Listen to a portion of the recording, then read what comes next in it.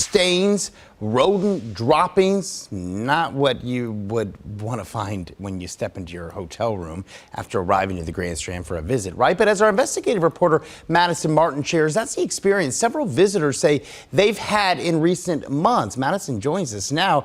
Question is, Madison, how is it able to happen, and how do you keep it from happening to you? So, Eric, yeah, there isn't any agency tasked with making sure these rooms are clean ahead of time. We have thousands upon thousands of visitors to the Grand Strand every year, and although many have great experiences with the place that they choose to lay their heads at night, it doesn't always work out that way. That's why we wanted to find ways to protect you.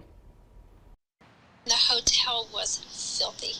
And so I immediately went to the front desk and I said, listen, this is disgusting. I've had chemo. I can't be in this kind of filth. And she said, I can't help you. Marjorie Neal drove up to Conway from Florida for a funeral after her daughter's father passed away.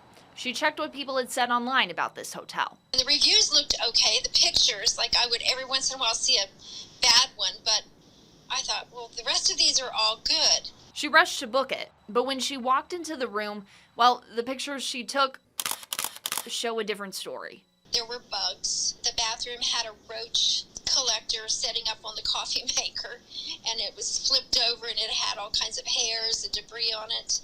Marjorie says she was told she couldn't get a refund because she booked through a third-party site, and housekeeping would help when they could, but she says they never came. We were stranded. We didn't have any choice, so the girls put bonnets over their ears so they wouldn't get any bugs in their ears. Vicki Howard was unhappy with her Garden City Beach room as well. She was visiting the beach from Pennsylvania to see her family. When we walked in, it was horrible. The blind on the front door was busted. 3 rings were out. There were dead bugs, live bugs, rodent droppings. After getting into contact with a property management company, she says they told her they'd send a cleaning crew. I said, look, this place needs more than a cleaning crew. It needs extermination. It needs, there's, as you see the socket's hanging out. There was an exposed pipe in the bathroom. Somebody used the toilet and left it in there. Yuck. So how soon was it clean? You know what I mean? That's what I told him. When's the last time this place has been cleaned? She didn't stay to find out if they took care of it. Vicki wanted a full refund, but was told that wouldn't happen. If I eat the steak, I pay for the steak, but I didn't get nothing out of this. We reached out to the property management company in hopes of getting an interview in response to Vicki's experience, but a woman who identified herself over the phone as a manager declined to comment. As for Marjorie's hotel, we've been trying to get in contact with the manager, but we still hadn't heard back, so we decided to come here and walk inside. Hi there. Is Sonia here? She's not here. Is she going to be able to be here later today to talk with us? the clerk told me my phone number had been passed on to the manager earlier that day. We never got a call or email back. Renee Wickstrom with the Better Business Bureau tells me you have the right to expect a clean and safe room. However, there basically aren't any laws in South Carolina to guarantee that. And no one to hold accountable to make sure rooms are inspected.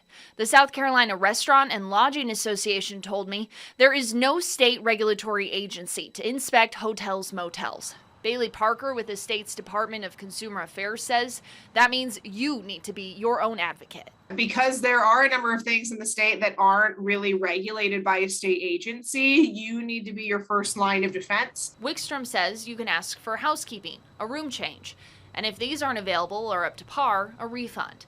But the fine print of your contract you signed for your room, that's what can stand between you and getting your money back. So read it ahead of time. The nicer you ask, more often you will possibly get a refund. And that's hard to say because we want all businesses to treat the customer like gold. Wickstrom also says if you're unhappy with your room, don't use its facilities. Take pictures and bring them back to management. If you can get them to do a walkthrough with you, even better. But if you end up not staying, you may have to forfeit the first night. That's typical in most reservation contracts that you make. Parker says when making large purchases online where something could go wrong, using a credit card is the way to go. A debit card is a straight line in your checking account, right? Once that money is gone, it's most likely gone.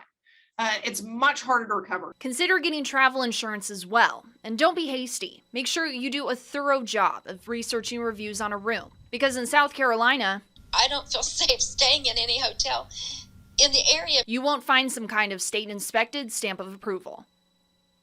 And now I did hear back from Choice Hotels International, the parent company over the hotel brand Marjorie stayed at. They told me in part they were sorry to hear about the incident and that they're looking into it now. Now, in all fairness, there are many clean rooms throughout the Grand Strand, but if you encounter a gross room yourself, report so that you can help out the person who comes after you. The Better Business Bureau and the Department of Consumer Affairs are great places to start. You can find information on how to file a complaint in this story on our website. For WNBF Investigates, I'm Madison Martin.